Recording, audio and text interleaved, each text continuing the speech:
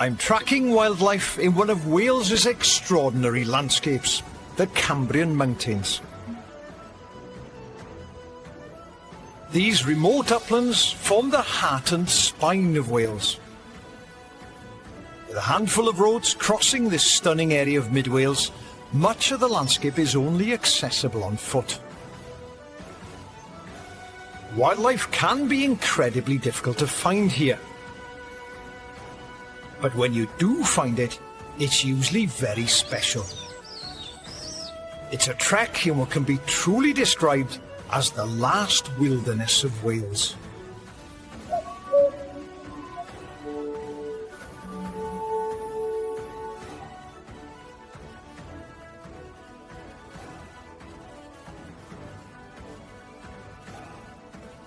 The Cambrian Mountains are in mid-Wales, and hidden in this wonderful landscape, there's lots of fantastic wildlife to discover. The first animal on my list is a very special one indeed. It's a mammal that's a relative of the otter, the stoat and the weasel, and lives exclusively in forests. It's a pine marten.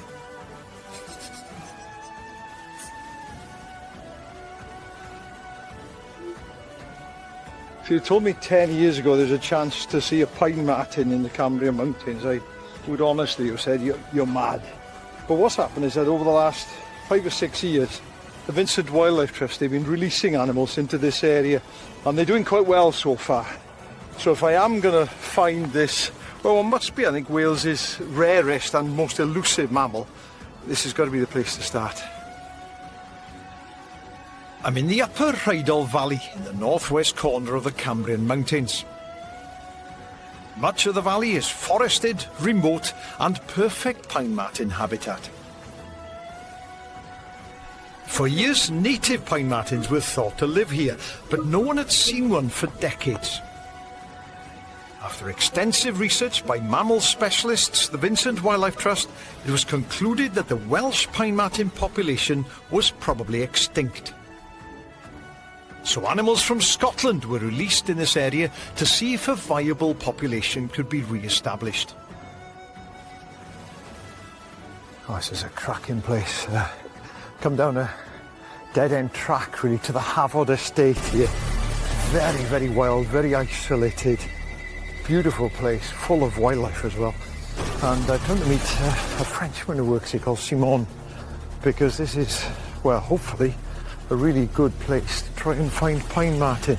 They were, when they were first brought back to us from Scotland a few years ago, it was not far away from here, so this will be Simon now. Simon? Bonjour. Hi. That's all the French I know. Shumai, Iolo. Shumai, boy, Shumai. Very nice to see you. Same. I've come to see about pine marten. Yes. And I'm told this is a good place for them. It is indeed. Yeah? Yes. Do you see them often here? Yes, everything started a few months ago when I decided to buy a wildlife camera because I was pretty sure something was going on in the garden.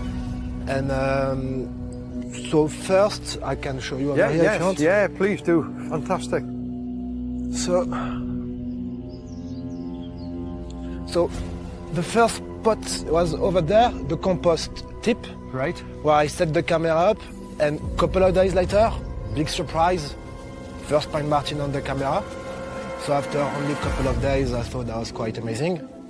It's great news that Simon has got a pine marten in his garden. Now, although I've seen them in the wild in Scotland before, other than on camera trap movies, I've never seen them in the wild here in Wales. So this garden is worth staking out. But if I want the pine marten to turn up, I'll need to give it some encouragement and to be invisible. Pine marten is likely to be nervous of people, so I'm setting up a hide. Yeah, that'll do it. Also, I'm baiting the garden with eggs, a favourite food of the pine marten. I'm going to put the bait fairly high up. If I put it on the floor, danger of several things. There are a lot of mice around here. Also things like polecats, you get foxes, you might get badgers. If I put it down low, likely it is one of those are going to come in. If I put it higher up, it's far less likely that something else will get hold of it.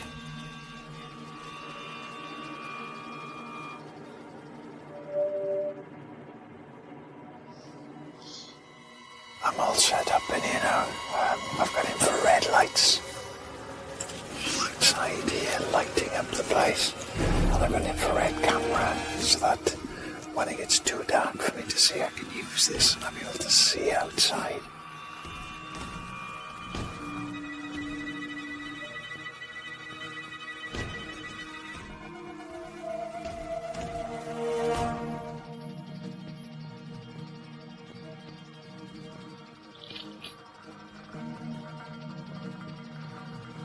Years of watching wildlife has taught me many things, but above all, after spending several hours in the hide with only a mouse as company, one word comes to mind: disappointment. There's been no obvious activity, definitely no pine marten. A lot of small mice moving around, and the fox has been barking away as well in the background. A couple of tawny owls, so there's a lot of activity, a lot going on at night, but as yet, no pine marten. And it made no appearance that night.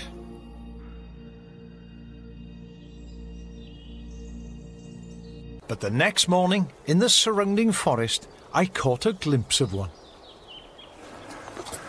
Just completely out of the blue, I've just had a pine marten cross the path. Just bounded down here, came across, looked at me, didn't stop, kept bounding down over this dike here and down into there. I'm pretty sure it'll have disappeared, but that's just completely out of the blue. Going down this way.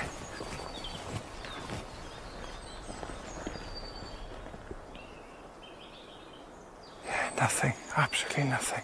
Just a real fleeting, maybe 3-4 seconds. And what makes it even more amazing, that's the first pine marten I've ever seen in the wild in Wales. But it was just like that, it's just bounding down over the path, over this dike, and somewhere, I don't know where it's gone now, but it's gone down here somewhere. I'm not going to go after it, I'll never find it anyway.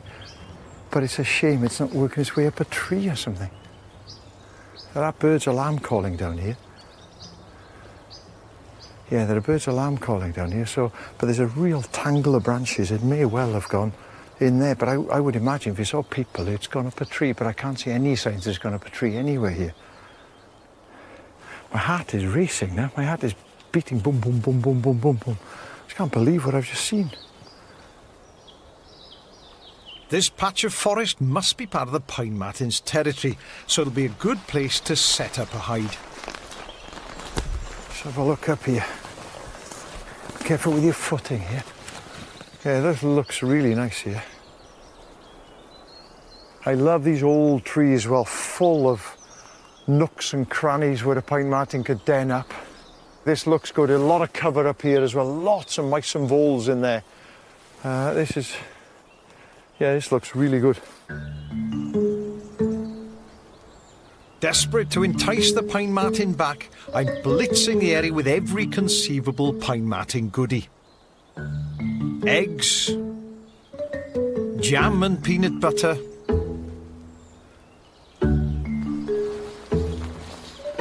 then I'm ready for another long night in the hide.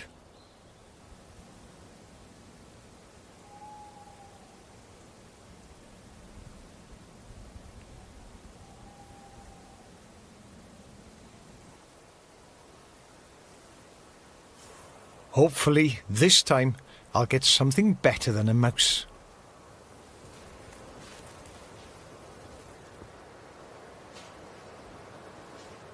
It's just come up to midnight and we got our first visitor. It's not a pine marten, no, it's a fox. He may well have been attracted by the eggs. He's right underneath the bait now. I think he'll probably work out how to get up on the log and then get the eggs eventually. It's remarkable, although it's midnight, there's enough light with a full moon for me to see through these binocs. It's fantastic light.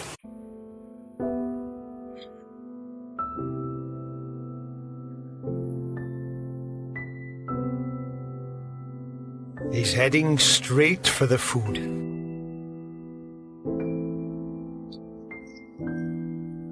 It's a beautiful young fox. probably in its first month of independence from his mother, and it's found one of the eggs.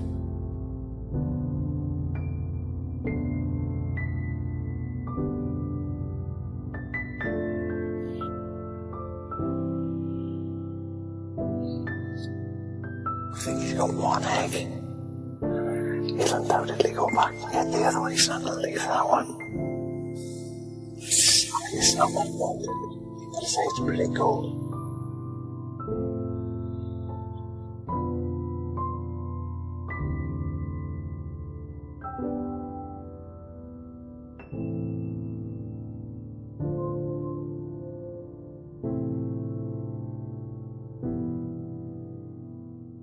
He's now found the peanut butter. My pine marten bait is being systematically eaten.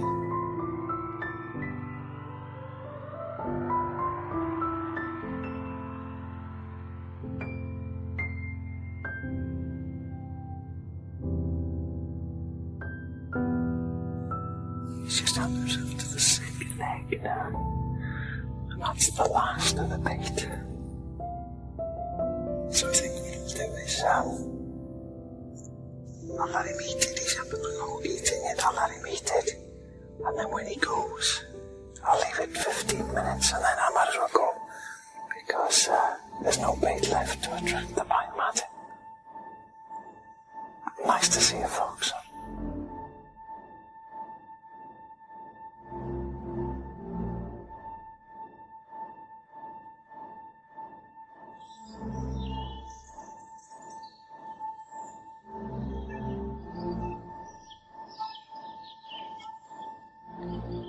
I'm back in the forest and I've rebaited the pine marten location, ready for another night shift.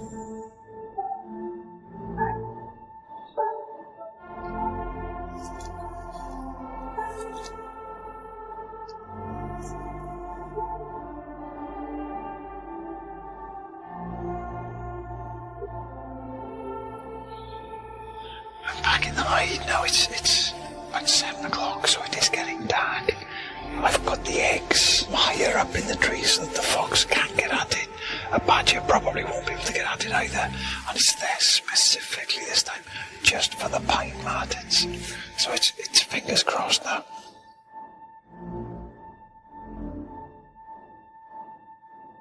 It took a while, but it's third time lucky.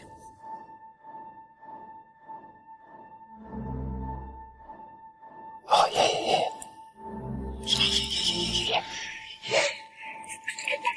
We got a pine marten.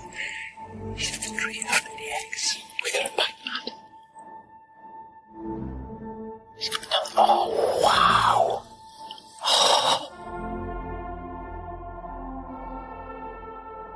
Its egg handling skills are nowhere near as good as the fox's.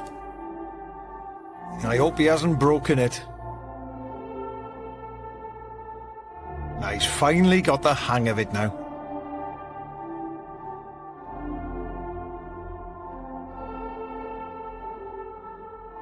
Oh, what a stunning animal. It's licking peanut butter, I think, off the bark of the tree.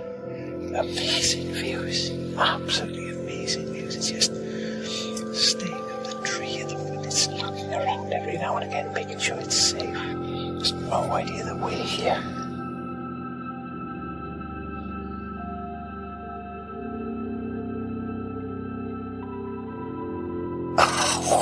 They're just so acrobatic.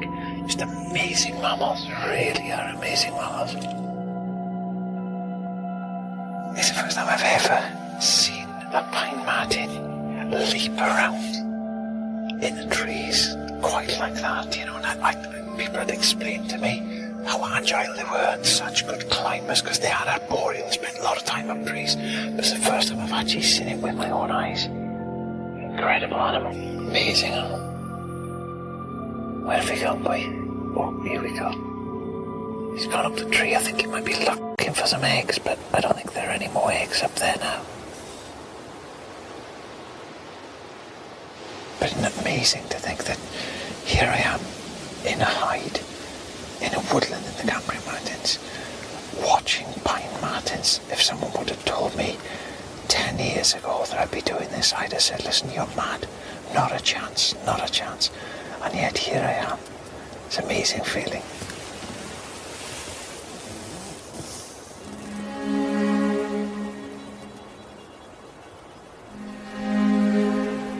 The Cambrian mountain area of mid Wales is sometimes described as the Lakeland of Wales, as it has so many water reservoirs.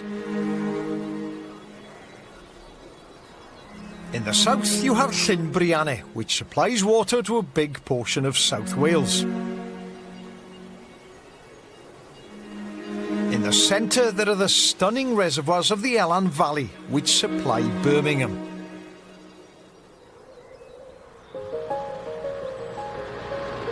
And in the north lies Llyn Clywedog, a reservoir that was built around 50 years ago to regulate water flow in the River Severn.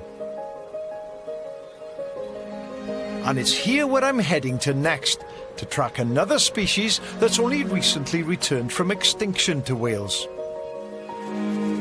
I'm looking for an osprey.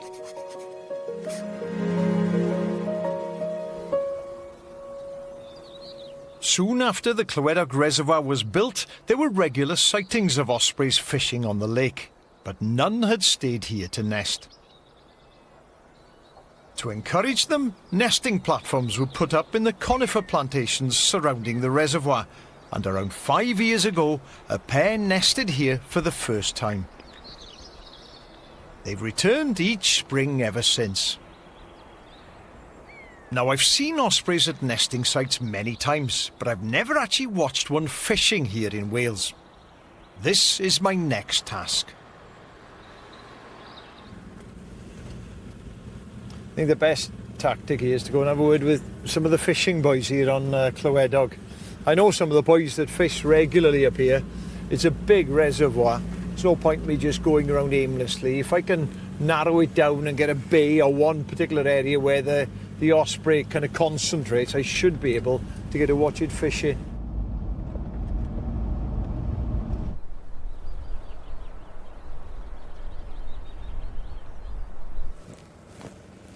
Busy all day, a lot of fishermen here, look. This is Gareth, he's a local boy, he's the kind of ranger, he looks after the whole place. And he'll know where the ospreys are if anyone does. Hiya, Gar. Hiya, right? Yeah, good. Oh, some big ones here, Gar. What's the biggest one here? It's got to be 10. Well, about 14, 15 pound the biggest. 14, 15 pound. Yes. Now, as much as I like my fish, I'm here to ask you about ospreys. Well, I'd like to see him try one of these. Well, I'm not. Yeah, well, I hope they leave these alone for you. Actually, they wouldn't handle these. They're big fish in here, isn't there? One of these would drag the osprey down. But what I want to do is, I've never seen an osprey fish in Wales. Oh. And I know from some of the boys that come here fishing that they see it often. But is there anywhere on the whole reservoir here that's better than anywhere else? Well, we are lucky here when we're working in there. We see him fishing a lot on this middle bit here, off Eblyd Point, quite a lot. So one of your best bets would be out in this middle water. Here, you think? Just this bay or right in the middle right here? Right in the middle here, all the way down. Just yesterday we seen him come down just on the edge of the buoys here. So, oh, were they down here? Yeah. So you've got a good chance of seeing him around here. So what's the best place to watch from? You think one this bank or the far bank or what? The far bank would be the best. I think you get a better picture on the far bank. And of course the best time, I suppose, is not now, is it? Because they're on eggs now, it's early spring. When the youngsters are around and the two of them are out fishing, yeah, it's really... That's going to be the best bet. Yeah. And then, I suppose, do you see him every day then? Every day, yeah. Do you, every day? It gets a bit of a norm. Is it? I don't like to see him fishing without a licence sometimes. Well, do you know what's nice though? I have to say, Gar, what I really like is the fact that, you know, I know a lot of the boys that fish here, and all of them, I have never heard any of them complain, say, oh, the osprey, because they're all delighted. It is nice to see the bird, isn't it? It is nice to see, yes. And we do sell tickets on the back of the osprey as well. Oh, do you? Yeah, people do like to come fishing, see the osprey, it makes the day, doesn't it?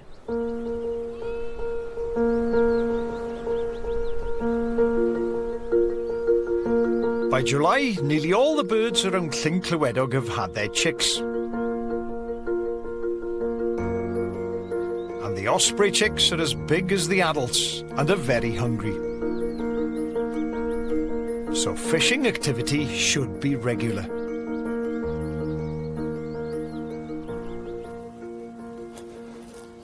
Oh, what a spot. Look at this. Wow. Well, if anything comes through here, I should be able to see it anyway. Really good view both ways. And the nest is in that direction, and it does a lot of its fishing apparently out here in this little bay and down this way. So despite the flotilla of fishing boats down there, should be all right. It's a young bluetid not long out of the nest. He's visiting all the foxgloves and the bracken looking for caterpillars. He's even been drinking a bit of dew off the grass as well. And he's very inquisitive. I'm not going to move quickly. And he's just pecking away. I tell you what I think he's doing now is he's pecking at the base of the foxglove flower. So that's where the nectar is. And what it's there for, of course, to attract bees, and the bees will pick up the pollen. But the blue-tits know this, so they take a shortcut. They just hammer their way into the back of the flower. They bypass going in and just get straight at the nectar. So even though it's a youngster, it's a pretty wise youngster. Off he goes. Oh, lovely. Nice bit of company.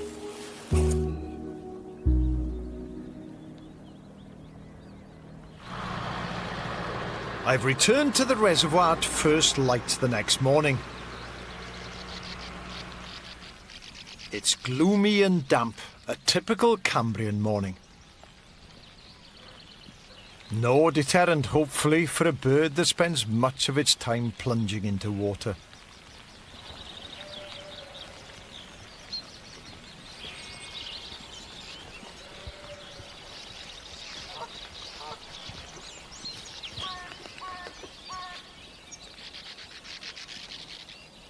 Weather's got a bit worse. I mean, it's closed in. I can't see anywhere near as much as I could when I first arrived. I can't even see the other end of the lake hardly, the reservoir hardly now. But I'll tell you what's brilliant is the sand martins have been keeping me company, whizzing back and forth, no doubt feeding on insects here, but landing on the fence as well. And it's been lovely to watch, really nice to watch.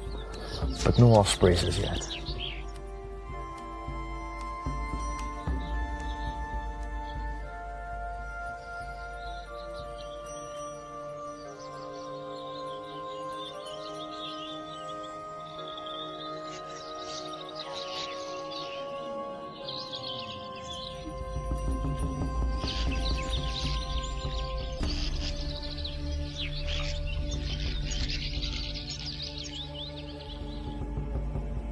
Eventually, the rain eases off and I have my first sighting.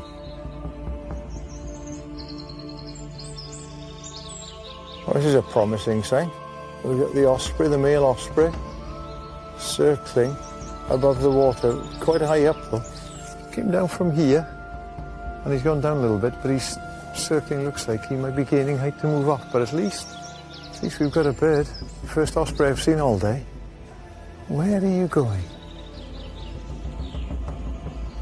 Llyn Clywedog is a big reservoir. There are also a number of lakes in the surrounding mountains, so it could be going anywhere. It's going to be very difficult to be in the right place at the right time to catch an osprey fishing. And I need to increase my chances. It may be better for me to leave it for a month and return when the chicks have fledged. They'll still be hanging around the nest and being fed by the adults, and possibly may even be trying to fish themselves. And that's more likely in a pool near the nest.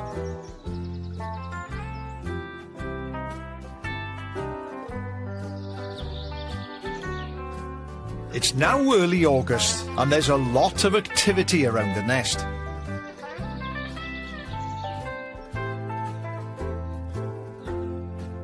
Oh, stunning views of one of the adults now, just circling up here. Come on, boy.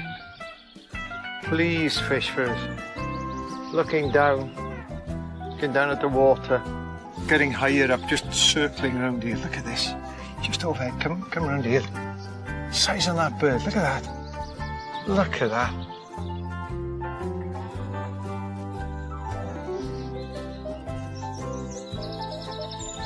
Oh, here we go, it's gonna dive, it's gonna go.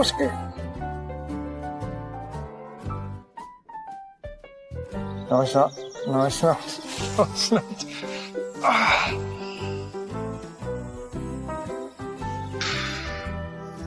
Really thought he was going to go there.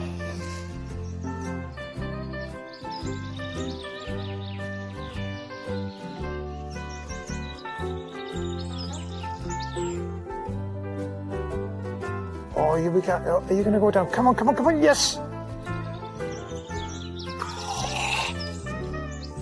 No, again. Oh. We've had two sort of plunges and pull out last minute, so third time lucky, come on. But it's definitely hunting, this one, definitely hunting. It's coming back and forth, and you can see the wings are out and the head is down, like it's, you know, you can see that, I can see that from here. Okay, it's going into a dive. Are you going to dive in? Come on.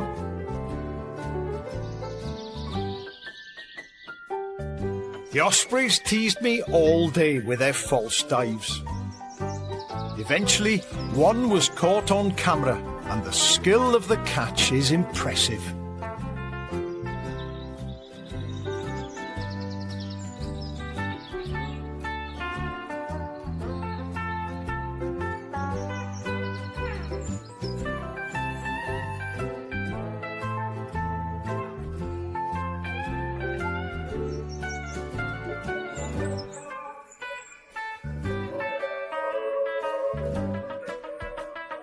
The size of its catch is also impressive. It's a heavy fish to carry, and they always hang on to the fish this way, one talon in front of the other, with the fish's head pointing forwards. I wonder if it's one of Gareth's big fish.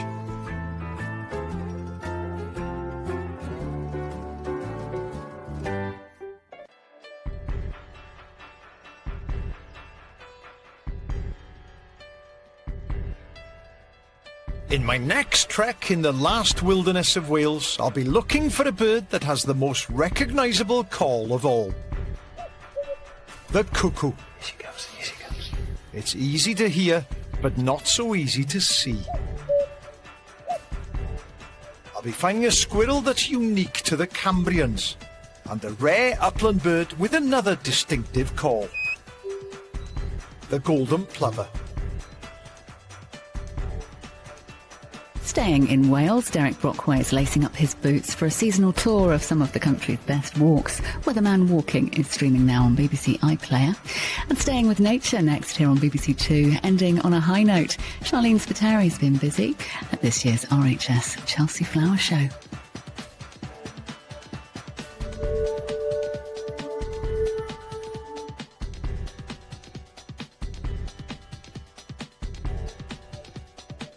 I'm tracking wildlife in one of Wales's extraordinary landscapes, the Cambrian Mountains. These remote uplands form the heart and spine of Wales. With a handful of roads crossing this stunning area of mid-Wales, much of the landscape is only accessible on foot. Wildlife can be incredibly difficult to find here. But when you do find it, it's usually very special. It's a trek in what can be truly described as the last wilderness of Wales.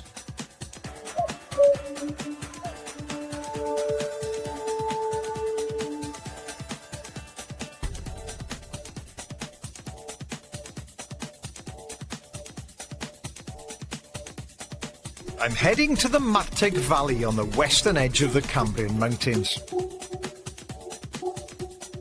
During spring, the two hills on either side of the valley are amongst some of the best locations in the Cambrians to find a bird that has the most recognisable call.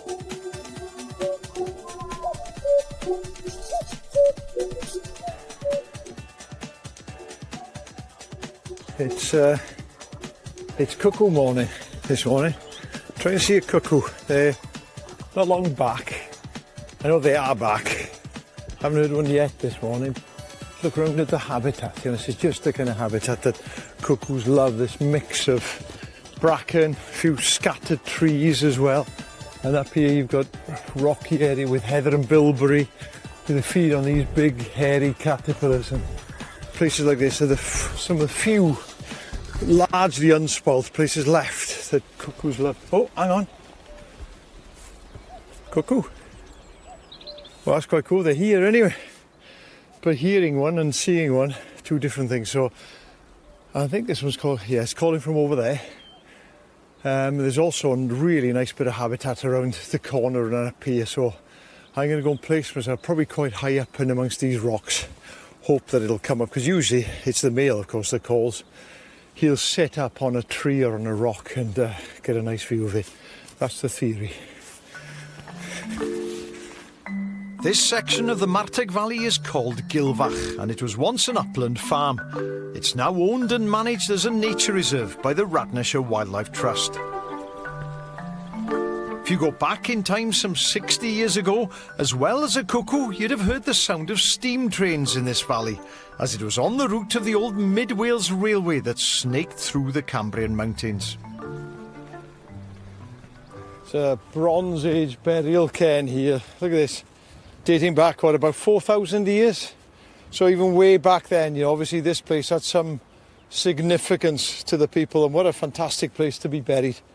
I wouldn't mind being buried there with that view. Look at that, beautiful.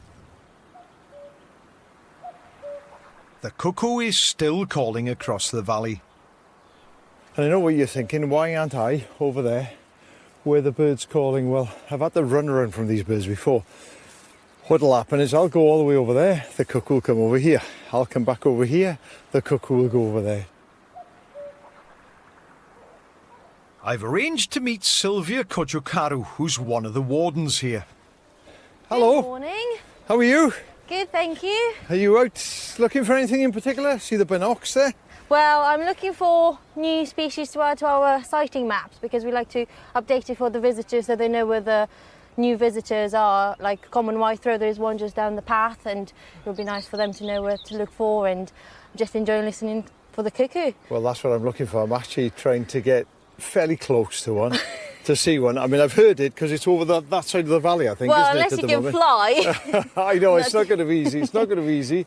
But is it likely? It is likely to come over here, because this is a nice habitat for cuckoo as well. Yes, either here, or sometimes I've heard it by the farmyard as well. So right. Where the old farmhouse was, and sometimes they can be around there. It's just this year they haven't been as vocal as they were last year. Last year we had about 3 or 4 males singing in the same time, and it all just get you absolutely nuts by the end of the day. And this year it's just been so quiet. It's sad. Why? I mean, they should have been in for what, a week, 2 weeks now, maybe? Yes. So why is it only the one? Is it one? Because only one I can hear. Yes, yeah, that's it. So it's only the one this year then, compared Yes. to 3 last year? But they might be late. But this one at least is calling away like mad. Yes, last week it wasn't as vocal as it is this week. All right. What I'm going to do is I'm going to go up here. I'm going to sit quietly for a while in the hope that it'll give up over there and it'll come over here, and then, you know, I get a nice view of it anyway. Oh well, good luck. Cheers, thank you. Nice to meet you. Yeah, you too. Take Bye. care. Ta-da.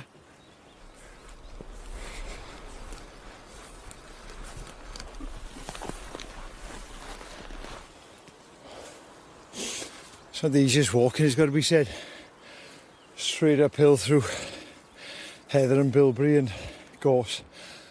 But what I'm trying to do is get a bit of height. So some rocks here, I'll try and go along, sit up above those. I should be able to see the whole small bowl here then, and across to the other side of the valley. And of course the thing is, all this walking, I'm puffing and panting, all I can hear all the time is cuckoo, cuckoo, cuckoo.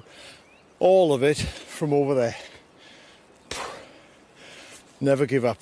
Rule number 1, never give up. The cuckoo is not being very cooperative. I need him to fly across to get a great close-up view. But he's decided to stay in the same tree all morning. What I really need is somewhere, like a valley exactly like this one, where you same kind of habitat, where there are maybe 3 or 4 calling males. That would be superb, because then they're competing with each other, so they will, each one of them will have its favoured perching posts, and it'll have to come back to those. Whereas this one, there's only the one as far as I can make out. And well, it can choose anywhere really. It can go anywhere on that far side. It can go behind me here, to my left, to my right. So as much as I'd love to get closer to it, I'm not sure it's going to happen here.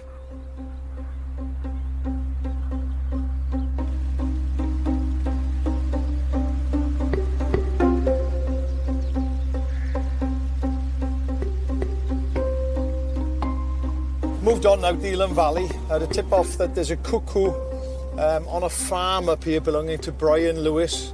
It's, as you can see, it's a fantastic area, and it's just the right kind of habitat. A bit wooded here, but it'll open out in a bit. So I'll go up and have a word with Brian and find out where he's been hearing this bird.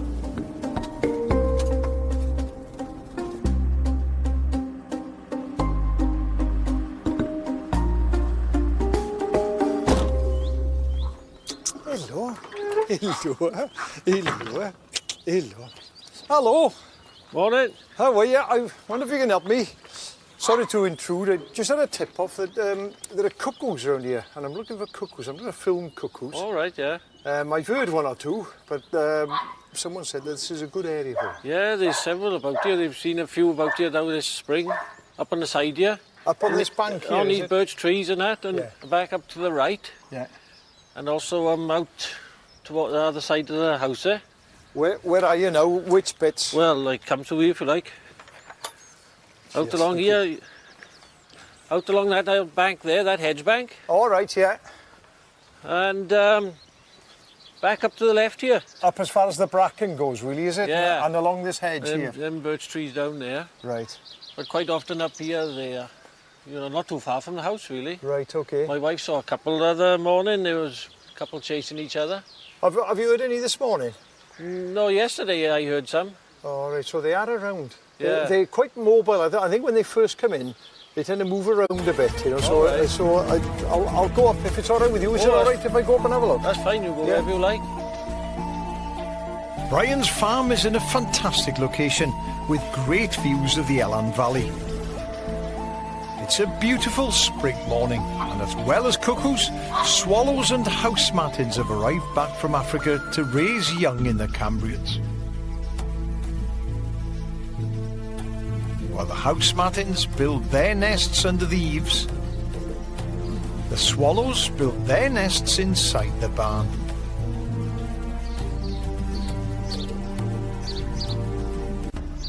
Both collect mud as building material from a nearby hillside stream.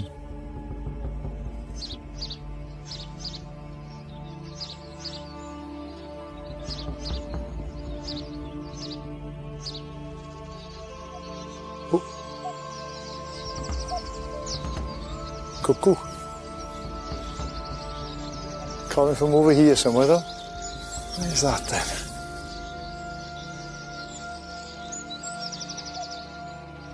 They're very mobile this time of year. They move around a lot. So it's worth scanning all the time, keeping an eye on the tops of the trees, all these trees, sometimes on the rocks as well. Move on round.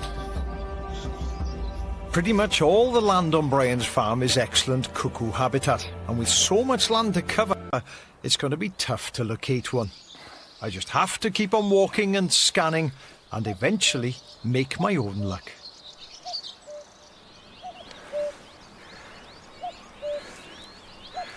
You can hear that. He landed on top of this tree briefly, as you can see. He's gone onto the pine tree just behind now. Now he's gone quiet. He's probably heard me talking now.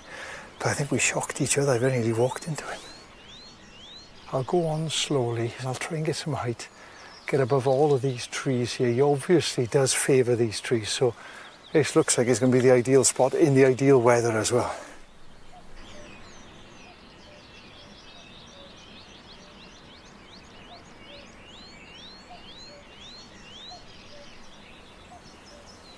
Here we are.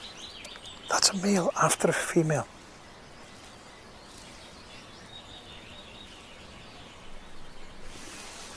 The male's just landed in a tree just over here, one of the tall pines there.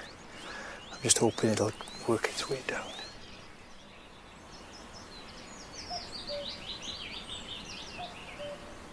What's he doing? Where's he going?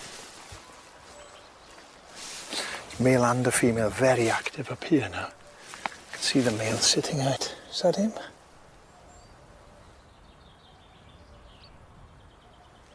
Here she comes, here she comes.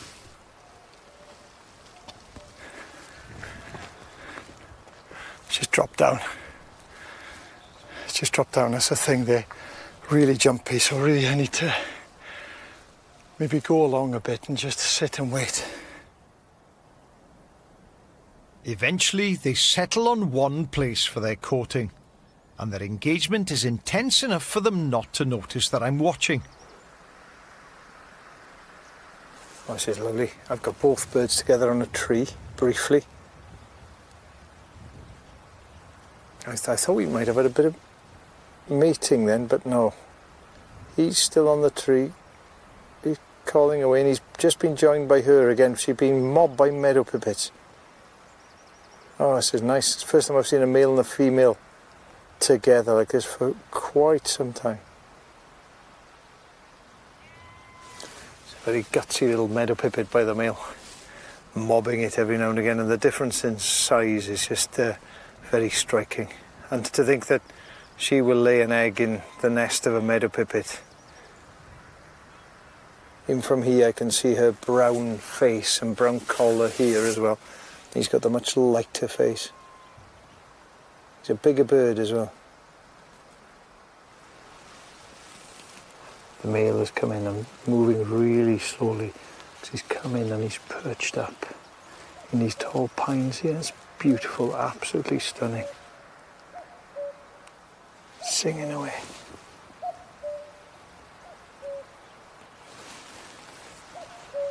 I can see the yellow feet, the yellow legs, I can see the yellow ring around the eye. That's how close he is. Incredibly close, stunning views of the bird. And you don't think about the cuckoo as being a beautiful bird, maybe because of its reputation about laying eggs in other birds' nests, but it is, it's a real stunner. It's a cracking bird. But it's very, very unusual for me to get this close to it. And that is a lovely view. That is an absolutely stunning view.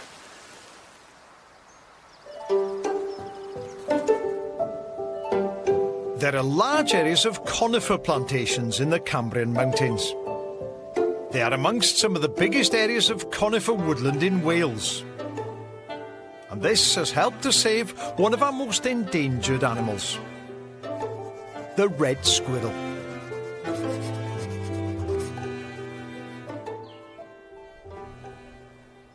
Studies have shown that many of the red squirrels in the Cambrian Mountains are unique and different from those found in other parts of Wales, and indeed the rest of Britain, so they're quite special animals. I've had a tip-off that there's a lot of red squirrel activity in conifer trees near a remote farm tucked away right in the centre of the Cambrian Mountains. Hello. The farm is owned by Merrill Hills. Oh, hello. Hello. Sorry to disturb you. Busy mucking my horses out. How are you? I'm Iolo. Hello, Iolo. Lovely to meet you. And you too. Very nice to see you. I've come up here looking for red squirrels. Now, someone told me that there's quite a bit of activity around, well, in the woods around your house. Yes, definitely. Yes, we've got a camera trap at the bottom of the drive in the forestry. We've had the camera trap around for about 5 years, and we've had no end of activity.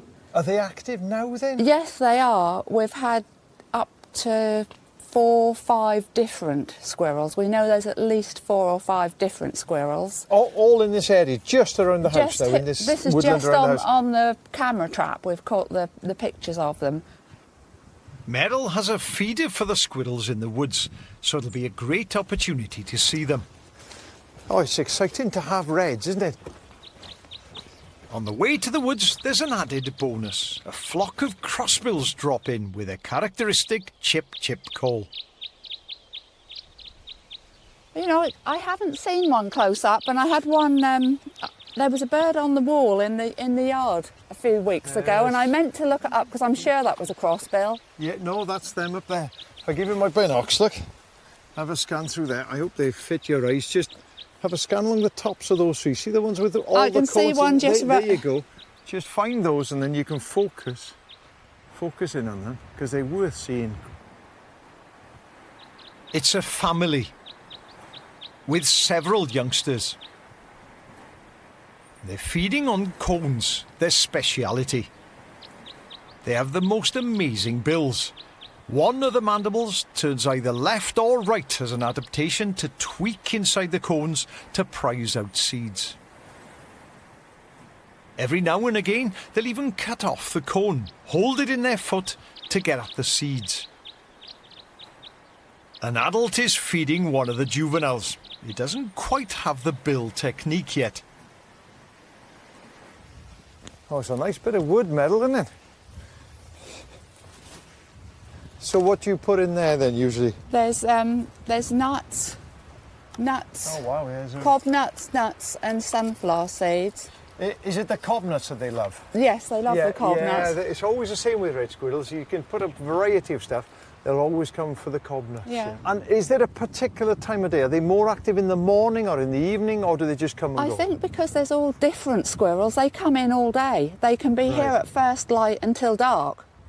Sometimes they're so busy, they're just here all the time. I've set up a hide near the feeder, and I don't have to wait long for a squirrel to turn up.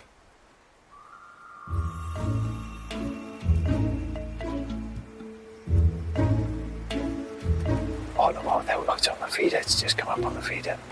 Oh wow, that is lovely. It's really nice.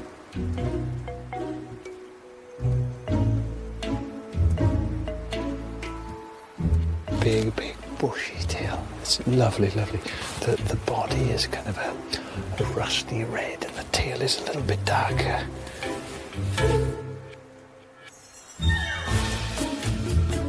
True to form, it took a cob nut, a hazelnut, he had put its head in, got a cob nut, nibbled it a little bit, and he's gone off with it. Very, very active. Oh wow.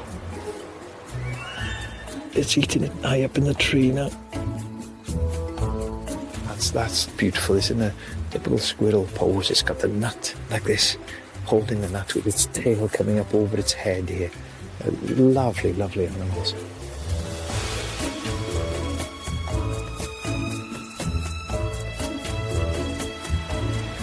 Yeah, it's back again at the feeder.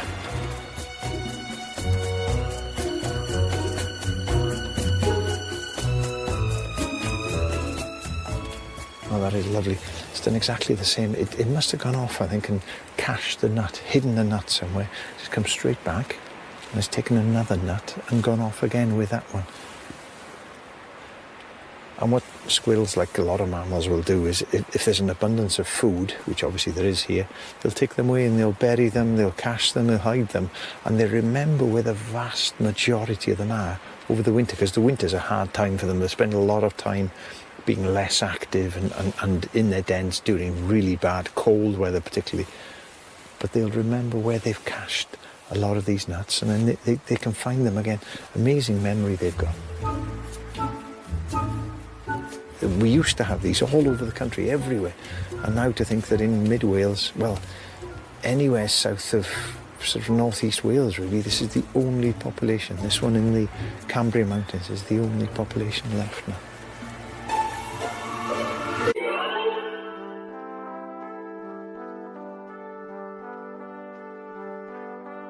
I'm heading next to the highest uplands in the Cambrian Mountains and the hills surrounding Plynlimon, the area's highest peak.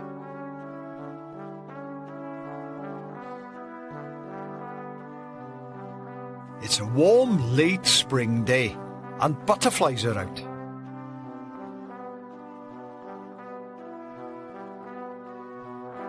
It's an amazing morning, one of those mornings when it's a joy to be outside, and so we see so many little green hair streak butterflies, beautiful bright green little butterflies, obviously been a hatch recently. And I'm heading up along the River Severn. This is, well, it's no more than a stream here now, but this is the Severn leading up to the source. I'm leaving the Haberham Forest here behind me and heading up towards Plynlimon.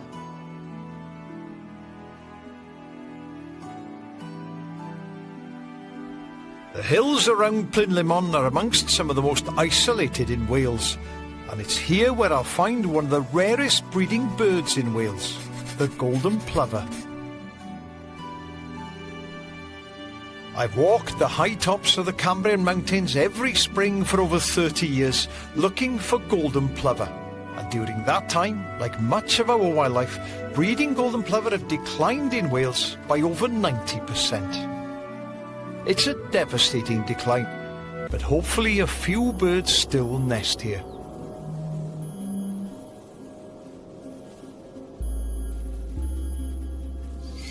It's a fair old climb up onto the tops here, but if I see anything, it will be worth it, because they're such fantastic birds. And what I'm looking for really is ridges. Checking out all the ridges. Oh, I thought I had one there. It's a skylark on the distant horizon over there. Because they usually hang around on these ridges, and when I get near, we should hear a call. Just a single whistle, like a... And that tells me immediately there's a pair here somewhere. And another tip as well, when you're out looking for these upland birds, whether it's golden plover or dunlin or snipe, is to listen to the song of the skylark, because what a male skylark will do is it'll integrate bits of other birds' songs into its own song to make itself sound and look more attractive to the female. So what they do is they steal little bits of song of the birds that they hear around them. So if skylark went up and up and up and all of a sudden gave a little... I can't even whistle, my lips are so dry, but gave a little whistle, then it's a clue that actually there may well be some birds, some golden plover in this area.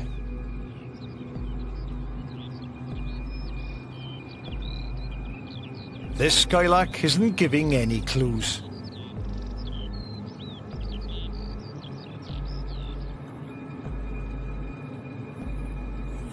But there are some encouraging signs on the ground.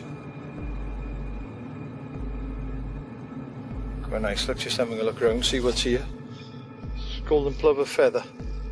See that? You can see the gold and dark patterns on that. Isn't that cracking? The Cambrian Mountain Plateau is a true wilderness. Unlike Snowdonia and the Brecon Beacons, you can walk mile after mile and not see a single person here. All wildlife. And then you spot something. Yeah, there's a distant bird. There's a distant bird on the hill. I don't know why I'm whispering, to be honest. It's quite far away and the wind's carrying my voice this way. It knows I'm here because it's looking straight at me. Straight away. But it's very distant and very hazy. But I can see it and I can make it out as a golden plover. It's walked away slowly, just slowly over the brow of the hill.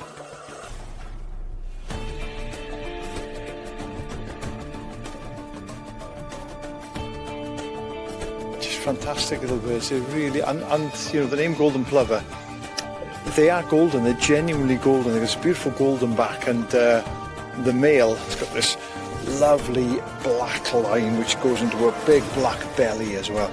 Beautiful, really stunning. 1, 2, 3. Oh wow. That is really, really cool. That is really cool. I've stumbled a little bit closer than expected, but it's alright, I've not panicked them, they're just walking away from me. That is lovely. That is, I just can't tell you how uplifting that is to come here and see that there are still golden plover up here. That is absolutely lovely.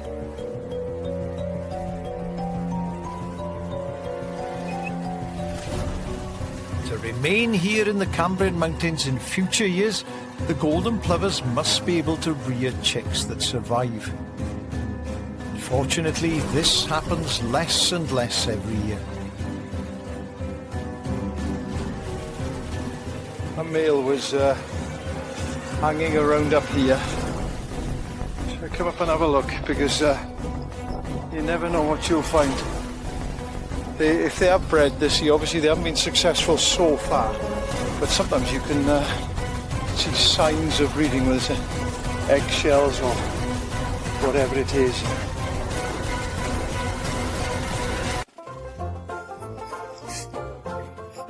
See this here? This is a nest. It's quite a deep cup.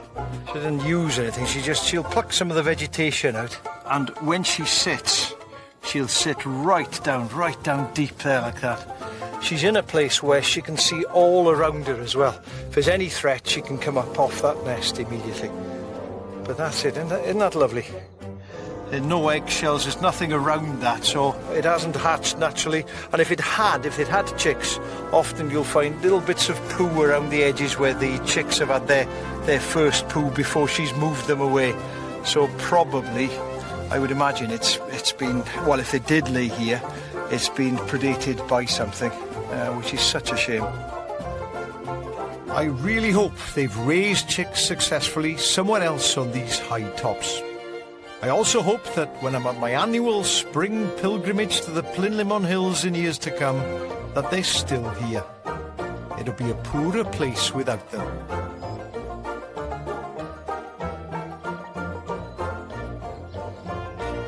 In my next trek in the last wilderness of Wales, I'll be looking for another endangered breeding bird. The curlew. Wow. I'll also be luring an extraordinary day-flying moth in one of the few locations that it survives in Britain. And I'll be looking for one of the most formidable birds of prey in Wales, the goshawk.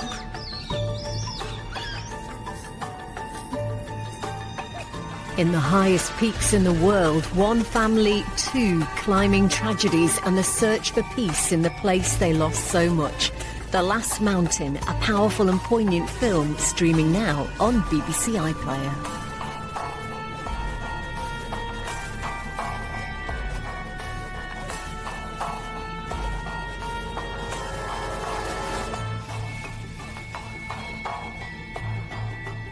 I'm tracking wildlife in one of Wales's extraordinary landscapes, the Cambrian Mountains.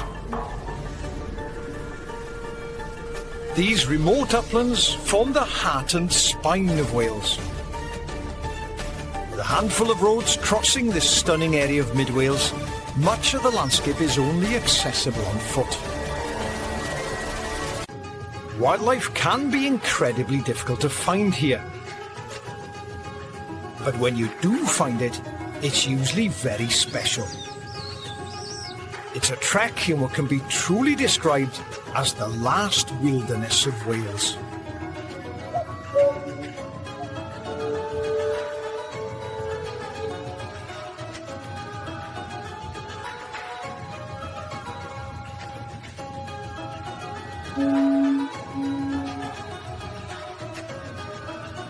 I'm on my way to the southern part of the Cambrian Mountains and the Towy Forest, which is next to the Llyn Briani Reservoir.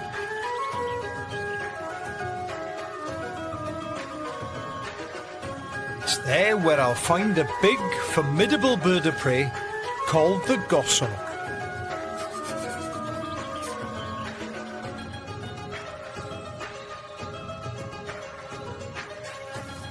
There's a lot of very mature conifer woodland now all around the outside of the Cambrian Mountains. And one bird that really has taken advantage of this habitat, probably more than any other, is the goshawk, a big bird of prey. You know, you became extinct in Wales a few hundred years ago and then recolonised in the 60s and the 70s particularly. And although it's not seen very often, everyone thinks it's very rare. Actually, some of these areas, it's not that scarce, but really difficult to find, really difficult to find. And the place to start is in quite big, mature, open woodland, especially larch like these here. So I'm going to have a good look around the Towy Forest, one of the biggest forests we've got, and probably one of the better areas for them as well. I'm looking for the goshawk during July at the height of summer. It's the late part of the nesting season and the chicks will be fully grown but still in the nest. They build these nests high up on the top of conifer trees. The nests are big, so I should be able to spot one reasonably easily. Like most birds of prey, adult goshawks are very nervous of people and will fly away if they know I'm here. So looking for these birds can be very tricky.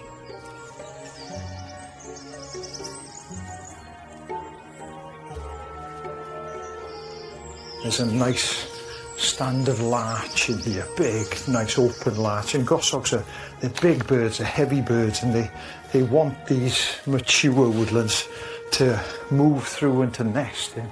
So I'm going to head on up.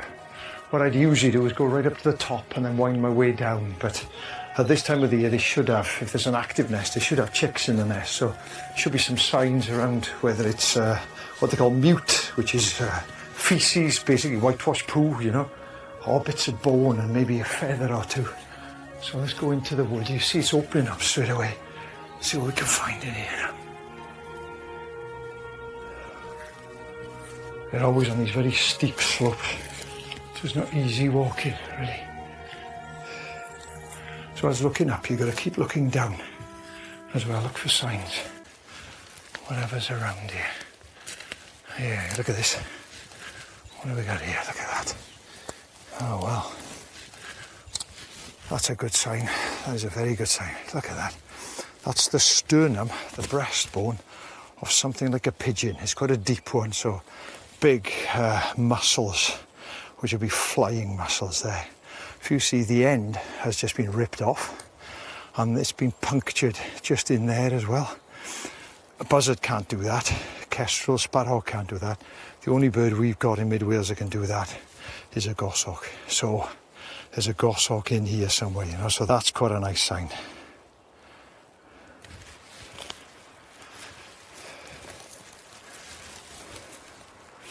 There's another subtle little sign here, look. That again is poo, mute.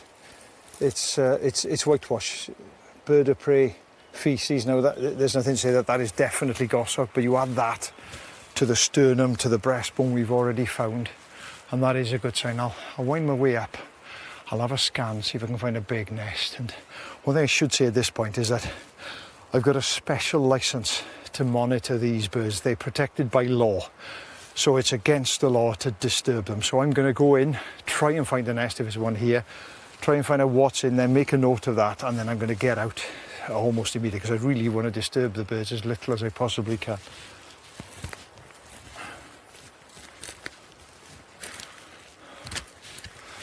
Always, I've been monitoring birds of prey for years since I was a little lad, and always at this point when you get your first clue, my heart starts beating faster and faster and faster and faster, and you're thinking, here we go, here we go. So I just hope there's something here now.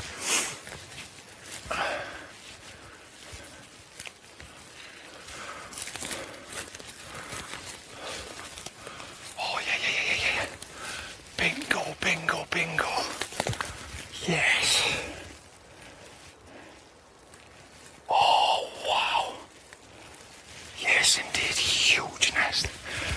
There's a huge nest. I can see at least one chick sitting up on it looking down. And goshawk chicks are amazing. They have this eye, like a death eye, if you like, and it's kind of light bluey grey, and they stare at you when you look at them. They stare at you. I can see one chick. It's about 4 weeks old. It's well feathered. So I'll tell you what we'll do. I don't want to spend much time here, but I want to try and find out how many chicks. We'll go up. I'll have a look onto the nest. I'll count the chicks fast as I can. We'll come down, we'll have a look under the nest, and I'll show you what it looks like there, because it's unique, you know, the amount of whitewash and the down and everything. So let's go.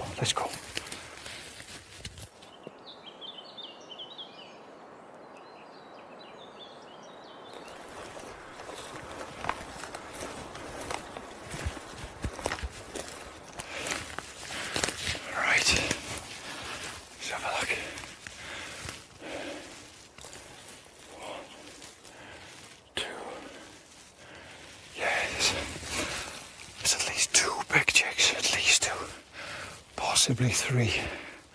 I can't see particularly well, there are a couple of branches in the way, but it doesn't matter, I'm not going to spend time faffing around up here. We'll go down, have a look under the nest, and then see what's there, and then I want to leave then.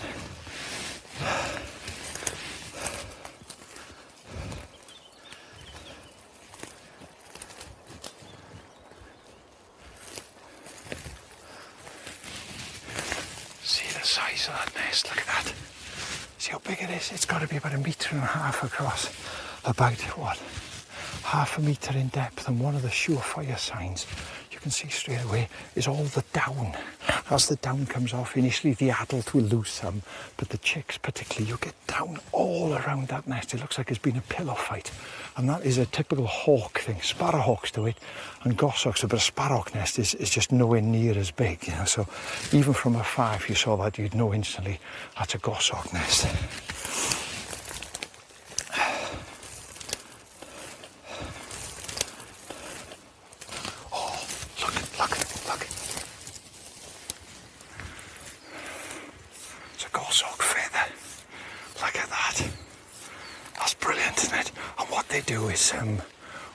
Once the eggs have hatched, once they got young, they start to molt. Excuse me, that's so excited, I'm starting to lose my voice here. But they begin to molt, and so you'll find feathers near the nest. You know, as they fly off, a feather will drop off, and when one drops off one wing, the corresponding feather drops off the other wing as well, so they're still well balanced. But that's brilliant, that is brilliant. And actually, each one is individually marked, so you can identify individual birds from these feathers.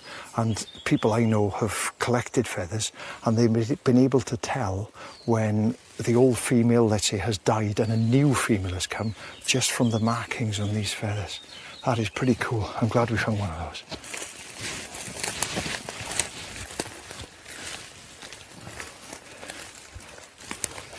Here we are, look, we're coming into what they call the whitewash zone now, just underneath the nest. And then you've got a radius of maybe 4 meters all around it, which is all white. And that's because the chicks stick their bums over the edge of the nest, squirt out their mute, their poo, and it lands all around. So again, I don't even have to look in the nest. I see all this and I know there's a goshawk nest with chicks here. Look at it, it's absolutely everywhere here. Look at this. Look at that. It's a more typical sternum again. See the chunks that have been taken out? Shows you that that is a powerful, powerful bird of prey. This is brilliant. All the signs are here, look. All the signs. Right, my priority now is to get away from here. They're old chicks, so they're fine. It's a lovely warm day, but I want the adults to come back. We'll go this way, just in case we find anything else as we go. Look at all this. Whitewash everywhere.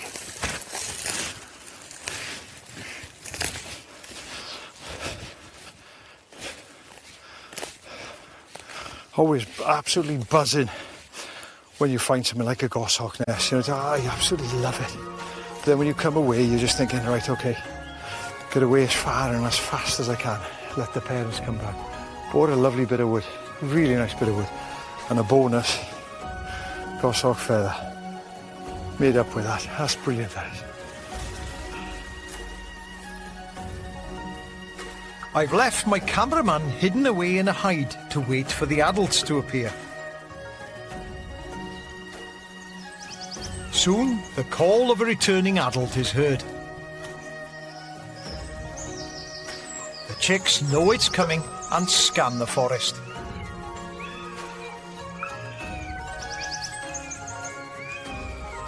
They spot it, and it quickly returns with food. The adult doesn't stay long, but it's the highlight of the day for these hungry chicks. They tuck into what's probably a bird that the adult goshawk has caught somewhere in the surrounding forest.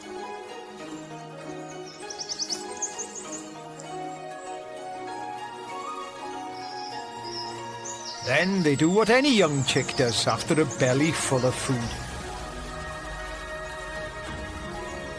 They whitewash the forest floor.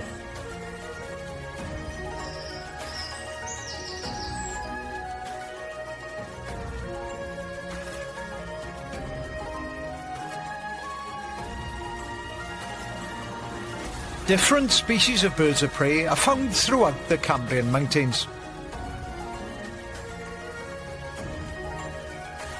On the high tops, you'll always catch a glimpse of a peregrine, our fastest falcon.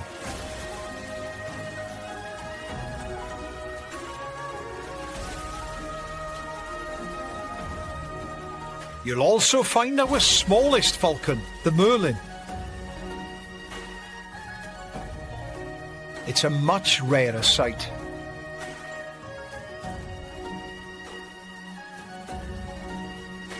For me, the most outstanding show on the Cambrians is the skydance of the male hen harrier.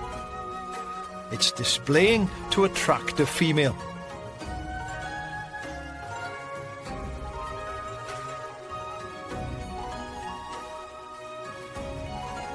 Although these fantastic birds of prey are still present here, like all wildlife throughout the world, they're going through a very vulnerable period.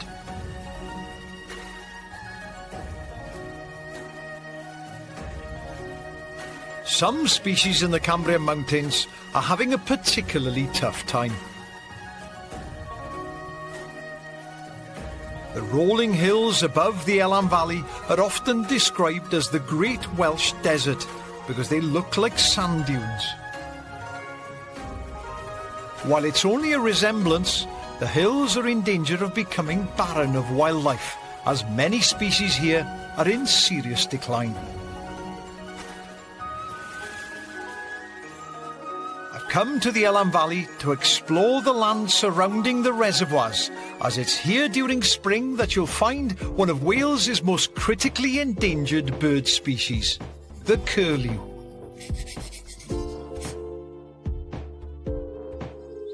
This is Craiggoch Reservoir, which is the highest of all the reservoirs here, and when I used to come here in the 80s there were lots of curlew, especially on the far side there. These wet areas, these wet flushes you see. I'm just wondering whether they're still there or not, because the bird has declined massively. I just come down because it'd be lovely to hear curlew and go and watch curlew there. Habitat still looks pretty good over there. Still looks, you know, like wet flushes, some feeding areas on the fields as well. The number of breeding curlew in Wales has reduced in number by 80% during the last 20 years. And during the past couple of years, the small number that have attempted to breed have had little or no success in raising chicks. Because of its isolation and the availability of perfect rough ground for curlew nests, the Cambrian mountain area, especially here in the Elan Valley, is one of the few remaining strongholds of the curlew in Wales. Had a quick word with a farmer who owns this land now. He's given me permission to come on here. It's dreadful walking. It's mullinia, purple moorgrass, it's tumpy stuff, very wet. Brilliant for curlew, of course. Curlew are ground nesting birds and choose this type of ground with thick grass as it helps to conceal the nest from predators. It's the peak nesting period, and if I do find curlew here, I'm not going to stay as they're so endangered. Oh, curlew, curlew, curlew, wow. There she goes. She must have been feeding or something on here because this is brilliant for them. Is she going to call? That's lovely. That's lovely.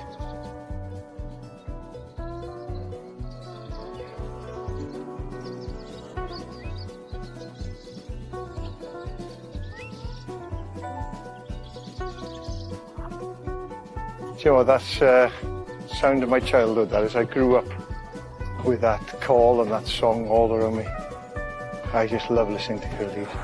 And it's I think more than any other bird, it kind of reflects what's happened, you know, in my lifetime. I mean, when I first came up here, even in the early 80s, they were common. You know, you'd think nothing else, only a curlew. Full bubbling song coming overhead and behind me. That is, it's lovely. It's poignant in many ways, but it's quite comforting. You know, cracking birds, right? They're obviously here. I'm going to find somewhere to sit down and just watch. Just watch and see what I see. They're calling to each other, but it's also a call to tell me to keep my distance. This is as far as I should go to avoid any disturbance.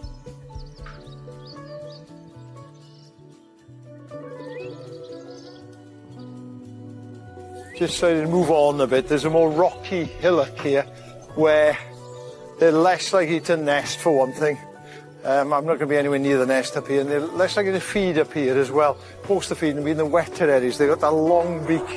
They need to probe in the mud, so I'm going to find somewhere where I'm far enough away from the birds. I'm not going to disturb them, because up here you've got a really high population of things like crows and ravens and foxes, also kites and buzzards, because if they're chicks, they'll have them. So I don't want to disturb them. I really don't. But sit down on here.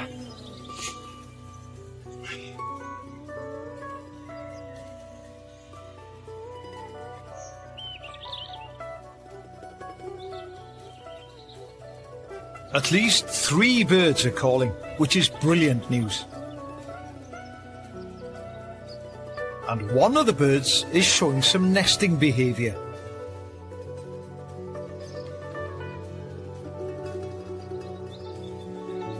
It's definitely got a nest there somewhere.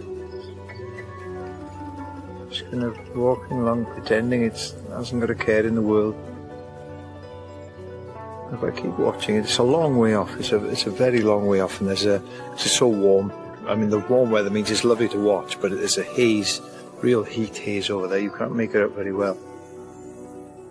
But I reckon if I stay and watch her, she may well go back down on her nest. She's walking in the same area again. Now she's in an area where she looked left, and sometimes they walk in past the nest. They'll have a quick look, you know, as if to say, yeah, the eggs are all right, and then walk on.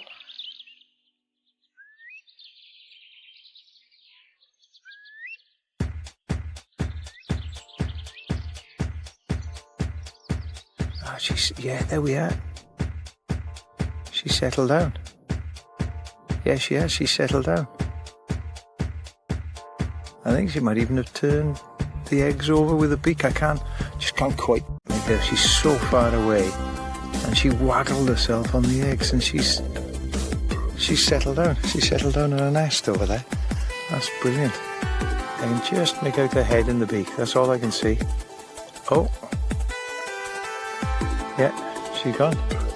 She settled down. That's pretty cool. It's so good to know that curlew is still breeding here in the Elan Valley. But the next few weeks will be tough for the chicks when and if they hatch. And it's important not to approach the nest so you don't give the predators any clues. If I went over there and had a look, that'd be the first curlew nest with eggs I would have seen since I was about 19. That's a long, long time ago, but I'm not. I'm just going to leave her well out.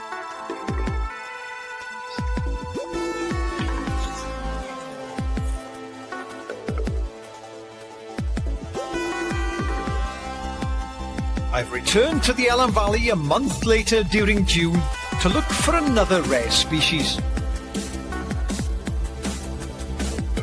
It's called the Welsh clearwing moth. This part of Wales is a real stronghold for the Welsh clearwing, and I've arranged to meet local naturalist Saoirse Lewis, who knows exactly where to find it. They thought they were extinct, didn't they? Yeah. And didn't they find them again in mid Wales here?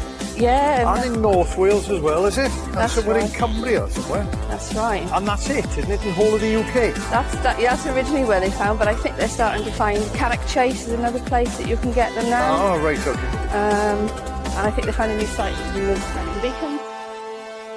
Welsh clearwing are day-flying moths, and the adults only fly during June and July. Yeah, we're all right. The larvae bore into birch trees and feed on the bark, and it's from these trees that adults emerge. Oh, some holes here, look. You see a...